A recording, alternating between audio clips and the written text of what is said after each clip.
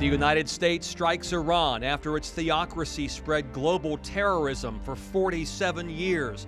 But our relationship with this Middle Eastern nation began well before the 1979 revolution. America and Iran in this week's History Through the Lens.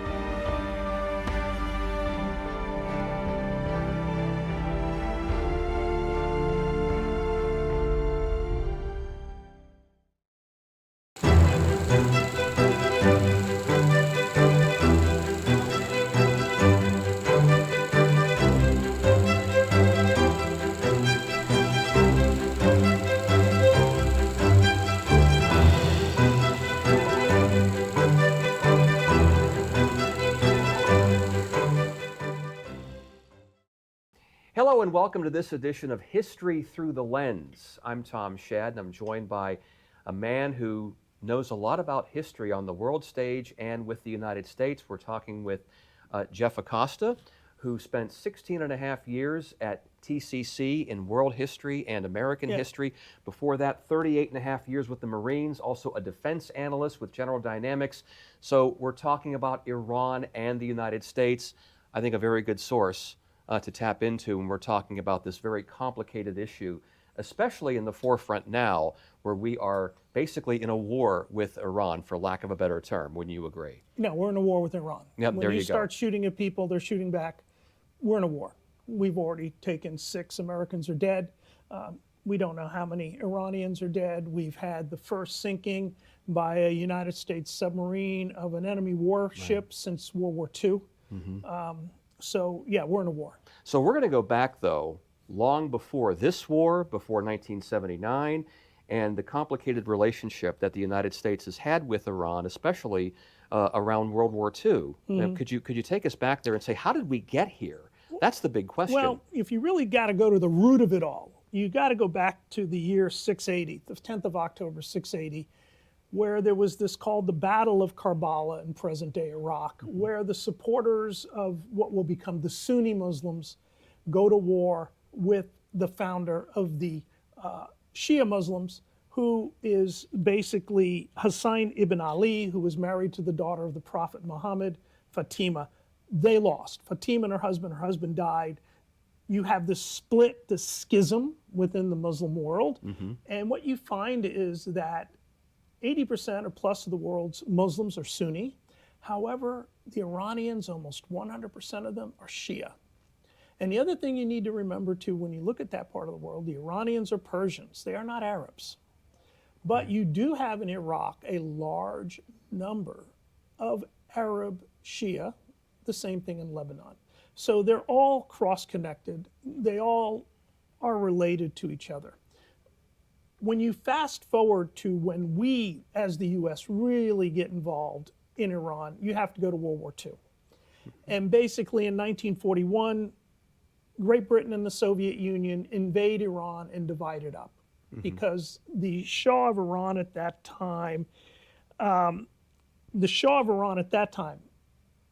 was pro-German, and he had to be replaced. In addition, the Persian Gulf represented the shortest and safest supply line to send Lend-Lease and war materials to the Soviet Union. Very strategic area, always. Very strategic, plus the oil. Absolutely. The British needed the oil, the world needed the oil in order to fight Japan and Germany. So when the United States enters the war in December 1941, we join that coalition to keep Iran under the control of the Allies. And that it becomes a major logistical supply base, both in terms of oil, but also things like trucks and aircraft and ammunition and wheat, everything needed to keep the Soviet Union into World War II. And this was critical because why? For every German soldier, American and British soldiers were facing, French soldiers were facing in the West, the Russians were fighting too, the Soviets were fighting too. We needed them to stay in the war. They needed to be supplied because when the Germans invaded, they destroyed a lot of the Soviet military and civil infrastructure. When World War II ends, the Soviet Union was very slow in getting out of Iran. And what begins to happen is the Cold War, this strategy called containment. How do we contain the Soviet Union?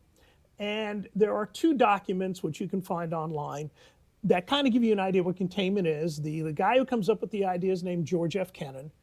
And one is called the Long Telegram, the other is called NSC 68. And what really changes the whole tenor of how we were going to do containment, the focus was primarily at one time on soft power. We're talking information, we're talking economy, not the military. Military was a last resort. So we had a nuclear monopoly, but that ends in 1949 when the Soviet Union detonates an atomic bomb. So now they have the bomb. How do you do containment in a world with nuclear weapons? Well, among the things that were thought about was, well, we can't risk the domino theory, losing any countries to the Soviets. Iran is right on the border. Mostly under the Eisenhower administration. Mainly under the Eisenhower. The Truman administration was not for using the CIA, this brand new organization, for regime training, for coup. However, the Eisenhower administration had no problem.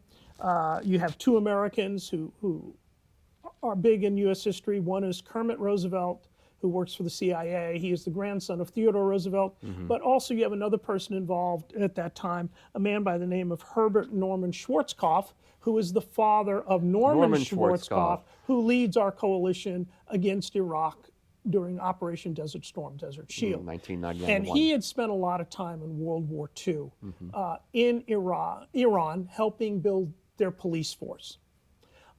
I don't know what the connection, if there's any connection with what will become the Shah of Iran's secret police known as Savak. I do know he helped professionalize the police force. But there was a prime minister elected Yes. democratically, right? Yes. Prior to the Shah in 1953. Yes. His last name was Mossadegh, Right. and he was overthrown, and the Shah was brought back in. The Shah of Iran, who is he's very autocratic, but very Western.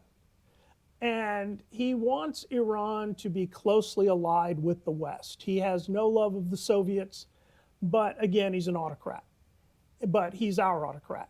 And this is where we get identified with some of the oppressive policies of that time. The policies with the people of Iran. The Shah's former name was Mohammad Raza Pahlavi. Yes, he is brutal. He is a brutal dictator. There's no doubt about it. But, for example, he's Persian, he's Shia. He has good relations with the state of Israel, unlike the Arabs. So what happens is you have the Iranian Revolution, and Ayatollah Khomeini takes over in 1979. It's an embarrassment for the U.S. because of the hostage crisis. The U.S. embassy is seized. And for 444 days, the Iranians are holding American hostages. 52 American hostages, yeah. And then we attempt to rescue them. That turns out to be an embarrassment, the Desert One fiasco, it's called. So as a result, President Carter is looking weak. And we see then, among the many reasons, you see Ronald Reagan elected president in 1980.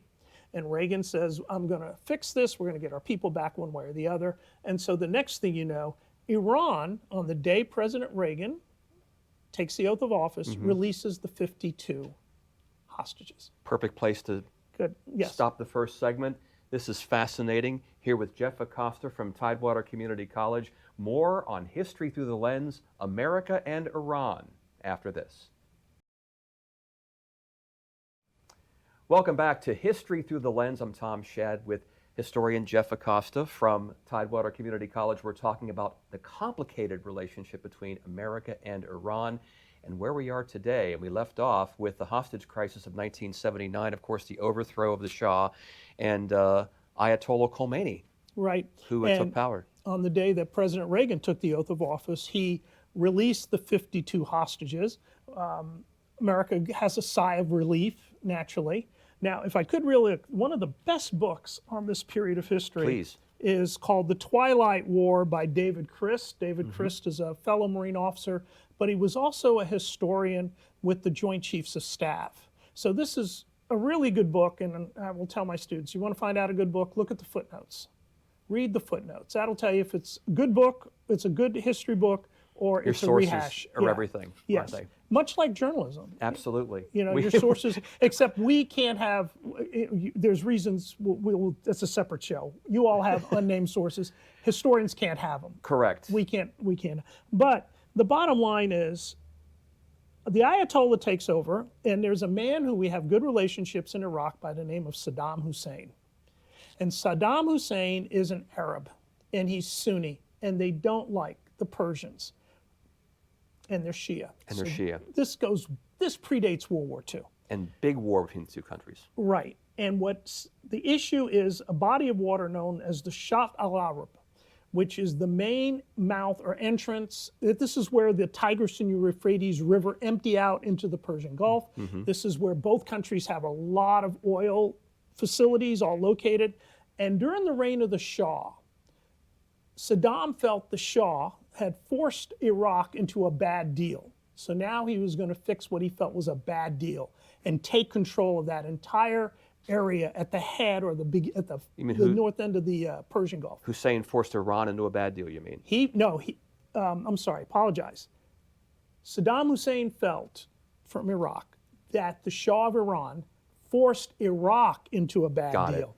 And so Saddam wants to fix it, and then he invades Iran.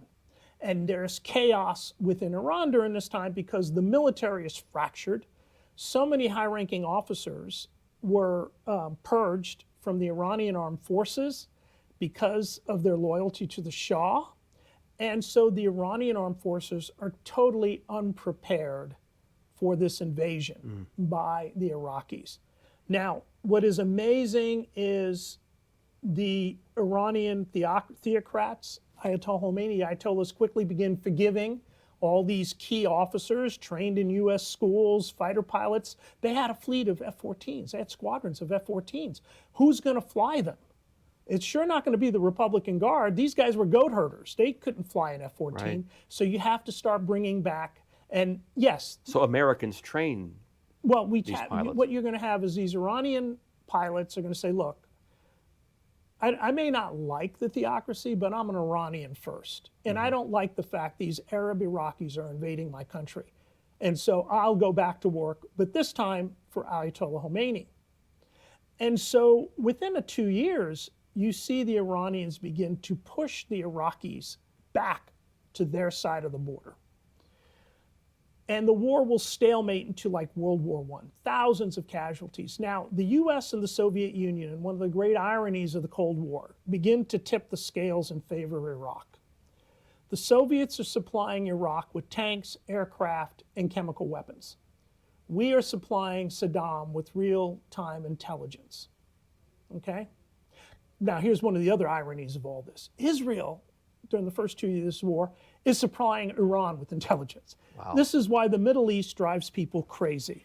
You never know who you're dealing with. You got to tell me what day. And at the center of it, a great energy source for the West, oil. That is the Persian Gulf. The lifeblood of the economy. Yes. Those of us who grew up in the 70s, we remember when, if we had an odd number plate, we can only buy gas on certain days for odd numbers. Yeah. Then even number plates on certain days. We saw the cost of gas skyrocket. Went to $1 a gallon in the late 70s, which was a disaster. Yes, because you time. and I don't know when you were born, but when I was a teenager in 1972, we were paying 33 cents a gallon.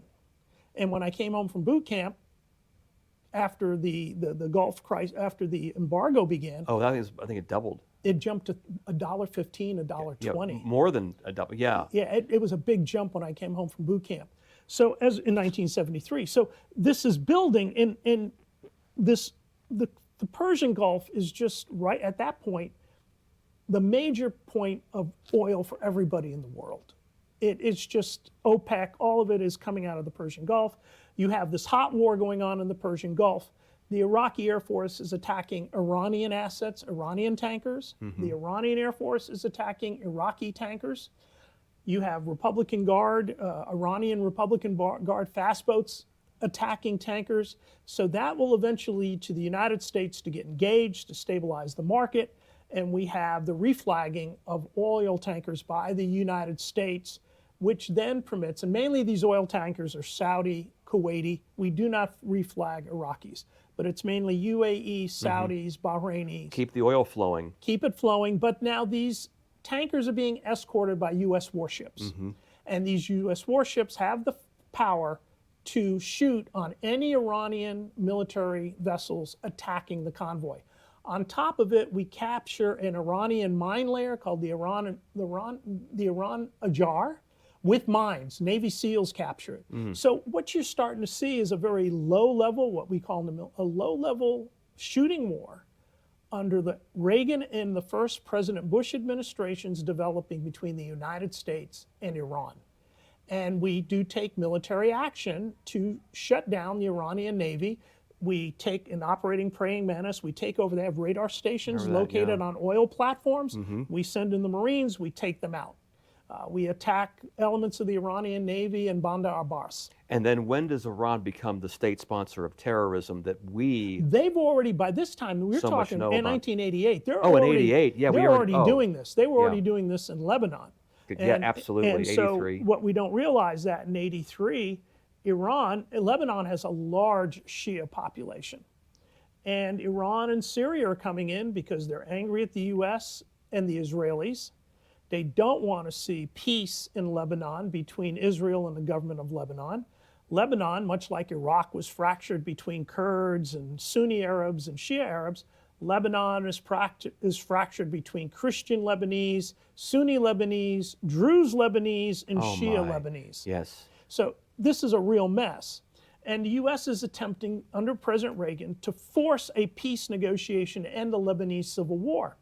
Oh, by the way, the Palestinian Liberation Organizations. We haven't even talked about that. But Arafat, PLO. I would stay away from that because this hasn't much to do with Iran. They were never close to the Iranians. Again, because why? They're Sunni. Exactly. They're Sunni.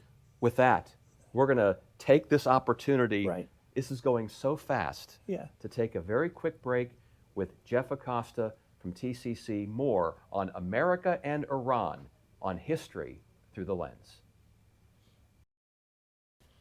Welcome back to History Through the Lens. Tom Shad with Jeff Acosta from TCC about America and Iran, a complicated story going all the way back to the time of Muhammad, the Prophet Muhammad, and to present day. Now we get more towards the 2000s. We have all these acts of terrorism that Iran has its fingers on, except for 9/11. Because Osama bin Laden is a Sunni fundamentalist and he hates the Shia. And he hates the Iranians. There you go. So for him, no. He would rather see, he would as much like to see the Ayatollah Khomeini dead as he would any Shia cleric. So so that's why their fingerprints are not on it. Matter of fact, it's interesting to note, when we invade Iraq during Desert Storm, Iran is quiet. They say nothing. They let it go. Because you could argue, it's a little simplistic, the enemy of my enemy is my friend. My friend, yeah. And Saddam and Osama bin Laden, by then you have now the Ayatollah Khomeini has taken over, the one who just got killed. You know, their attitude is, look, Saddam is bad as well as Osama bin Laden. So if the Americans are going to kill them, so be it. Inshallah, as God wills. So no, the Iranians, yeah, they're a theocracy, but there are times when they're very practical about things. They look at the world very realistically. But one of the things they're going to do during this period is they're going to decide to develop a nuclear bomb. And I think they get the lesson from North Korea. They see that North Korea, by just having a few nuclear weapons, is able to hold the United States at bay, to put the fear of God into both the People's Republic of China and the United States, that if they launch some nukes, whatever the reason. It's their way of saying, we're here. We're here, you will pay attention to us, even though we're dirt poor. Right. And I think Iran moved in that direction. They wanted to move in that direction. And this causes problems now that's the big 9/11, post 9/11 issue that you're going to see the second Bush administration and President Obama's administration and the Trump administration and the Biden administration deal with. And we have a conflict in the U.S. on how best to do it. And the first thing we think about when Iran has a nuclear weapon is the survival of Israel, don't we? Yes, and that gets tied into it too, which has been a problem because under the Shah, Iran supported Israel. Once the Ayatollah Khomeini takes over, you start hearing the chants, "Death to Israel." And death to America. Right. death Great to- Satan, little Satan. Right. And so this whole thing is getting really concentrated. So what does happen is what started about 2 years ago. You start to see Iran lose its regional allies. The first is Syria. You have that revolt in Syria that ended this past summer, to where Bashar al-Assad, who's Alawite, who's a Shia offsuit, is forced into exile from Syria. Right. So now you have a Sunni government, and the majority of Syrians are Sunni. So now you have a Sunni government, and it's an Arab government. And what is it doing? It's talking to the United States. Remember, President Trump talks to them. Yes. I'll deal with this new leader. Even though he was a former terrorist, I'll deal with him. So now Leverage. that cuts Hezbollah and Lebanon off from Iran. Then the Israelis go in, and what do? Well, one of the things they're going to do is the lead Shia cleric in Lebanon, a guy by the name of Sayyid Hassan Nasrallah, they track him down and kill him. And then the Israelis do other things, like, do you remember the what is it? It's not the cell phones, but the Pagers. beepers, the pagers go off. Pagers, right. And they decapitate the leadership of Hezbollah in Lebanon, and Iran can do nothing. And then President Trump pulls out of the agreement about the nuclear weapons, Right. and then joins the Israelis, I think it was last year, to bomb their nuclear sites. But that was a quick operation. That was in over, June. That was over in 24 hours, pretty much. Now we go to February 28th Right. of this year. And I think President Bush and Netanyahu make a decision. President Trump, you mean? President Trump and Netanyahu make a decision that they're going to decapitate. They have gathered enough intelligence, obviously, to decapitate the leadership of Iran. And they obviously gathered enough intelligence. This, I'm going to tell people, this was a well-prepared operation. This has been into planning. When you look at the assets involved between the Israelis and the United States for over a year, this is not something that was put together quickly. The problem from a United States perspective is Article 1, Section 8 of the U.S. Constitution is very clear. Only Congress has the power to declare war. The other problem we're having is President Trump has not said, what is the objective? Is it regime change? Is it to get rid of their nuclear weapons, or both? And by the way, both are clear-cut objectives. So an 8-minute speech on Truth Social doesn't do it. No, it He doesn't. should go to the American people, Oval Office, Right. and make the case? That's what you're saying? Now he has to go to Capitol Hill like Woodrow Capitol Wilson Hill. did in April 1917 to make a case, or like Franklin Roosevelt did on December 8, 1941 and go make the case. That's what he has to do. He has to go up there and make the case. And so Congress is within its rights to challenge the president. Now, you got to separate, is part of what motivates the Democrats? Yes. President Trump could get up tomorrow morning, walk out of the White House, cure every blind and cancerous American in Washington, D.C., and feed every homeless person in the U.S. with 3 fish and 5 loaves, and the Democrats will say he gets his power from Satan. Okay? We got to get past that, because this is serious, because what we do not know is the important question, and then what? Let us say there is regime change in Iran. And then what? How do we get Iran to give up the nuclear weapons? And when are the ground troops going to come in? And you can't win a war by air power alone. Now, this is me alone thinking, listening to comments by the president and the Prime Minister of Israel. I think they're assuming that the people of Iran will rise up and revolt against the Ayatollah. There's your ground troops. There are your ground troops. Right. There are your ground troops. So I think that's what they're doing. But that still, in the case of President Trump, doesn't relieve him of the obligation to go up to Capitol Hill and request either a declaration of war or at a minimum an authorization for the use of military force. I mean, even President George W. Bush, after 9/11, did go to Capitol Hill for an AUMF, as they're called, from the Congress, both to go into Afghanistan, but to invade Authorize Iraq. use military force, right? Yeah, so Congress was engaged. And that's not the first time. I mean, the first time in U.S. history, the first president to go get an authorization for the use of military force is John Adams in what becomes known as the quasi-war with France in 1797. So there's a precedent for presidents doing this. And of course, Barack Obama 2011, bombing Libya, He doesn't go to Capitol Hill. Does not go to Capitol now Hill. the Republicans can say, look at what your guy did. Yeah. And this is a problem across the board. So several issues that we have to consider. The big question is, and then what? Let's say the Ayatollah is overthrown, and then what? And also public support. We have 25% of Americans polled who are supporting this action right now. Right. How does that figure into everything? And we're almost out of time. So I'll But the let other you try thing to you wrap got it to up. consider too is we've done a lot of damage to Iran. Who's going to pay to fix it? How is it going to get paid to be fixed? Does the U.S. have an obligation to the Iranian people? I think our country will be divided. Most Americans will say no, not after. When you look at everything the Iranians have done to hurt us since 1979, the answer is no. They had this coming. The other half are going to say no, this is an unconstitutional war. We do have an obligation. Stability in the Middle East. Well, the stability in the Middle East, but the old pottery bomb theory. We broke it, we fix it. So this is what makes it complicated. And then, like I say, you throw into this mix, we've got the Arabs and the Shia, this religious issue and this cultural issue between Persians who speak Farsi, Arabs who speak Arabic, and it's complicated. And very complicated. I guess this half-hour conversation is not going to solve the issue. No. And no. we can talk about this for days, years, and it will still be very sticky, very difficult, and always a very delicate situation for the United States and the Western world. And it's going to take about 20 years before we see the full ramifications of this war. I'll be gone, but my grandsons are going to have to deal with it. So, Jeff Acosta, this is a great Thank you. conversation. Thank you for joining us in this My edition pleasure. of History Through the Lens. And remember, everybody, we make history every day.